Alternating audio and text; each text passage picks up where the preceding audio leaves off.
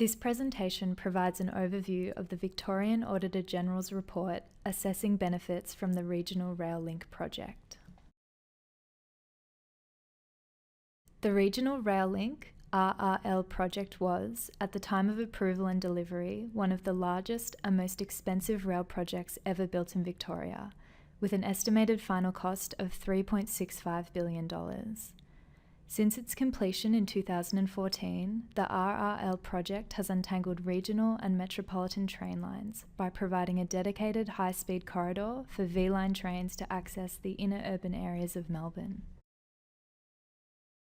The scope, scale and complexity of the RRL project made it an exceptional challenge for the public sector.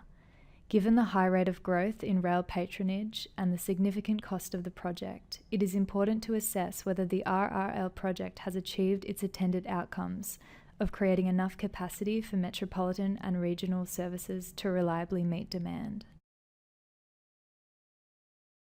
The audit scope involved the Department of Economic Development, Jobs, Transport and Resources, DEGITA, as the successor of the former Department of Transport, DOT, and the former Regional Rail Link Authority, the Department of Premier and Cabinet, DPC, the Department of Treasury and Finance, DTF, Public Transport Victoria, PTV, VicTrack and V-Line.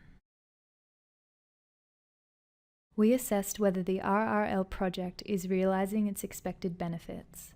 To achieve this, we examined whether expected benefits and measures of achievement were clearly defined for the project, and also whether the RRL has achieved or is on track to achieve its expected outcomes and benefits.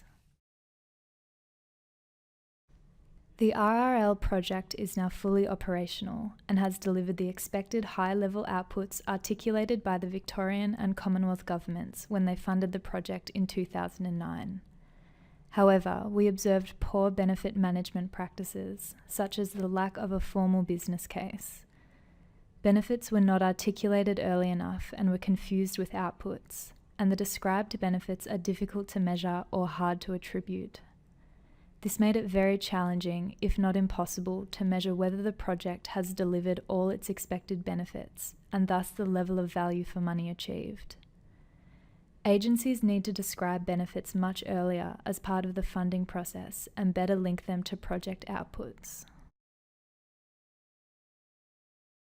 Despite the benefit management and measurement problems we identified, it is clear that the RRL project has delivered a number of lasting practical and tangible benefits, such as access to reliable public transport for people on Melbourne's Western Fringe, service improvements for regional and metropolitan passengers, better access to the public transport system for mobility-challenged people, enabled by facilities that meet the disability standards for accessible public transport at the 2 new stations and 3 rebuilt stations, improved safety and amenity for the wider community as a result of new and revitalised railway stations, reduced impact of rail noise along the corridor through the development of noise reduction standards and the installation of noise mitigation infrastructure such as noise walls and double glazing.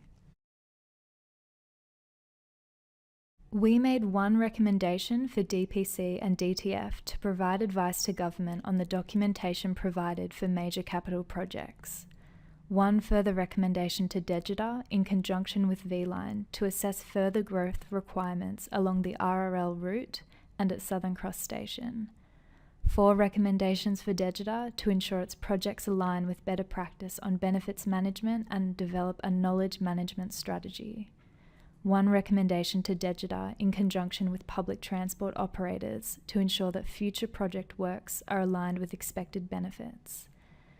5 recommendations for DTF to ensure that projects adhere closely to the high-value, high-risk process and that further guidance is created. 1 recommendation to DEGITA and DTF to review outstanding gateway review recommendations. DEGITA and DPC accepted all the recommendations, and DTF accepted 5 recommendations and partly accepted 2 recommendations.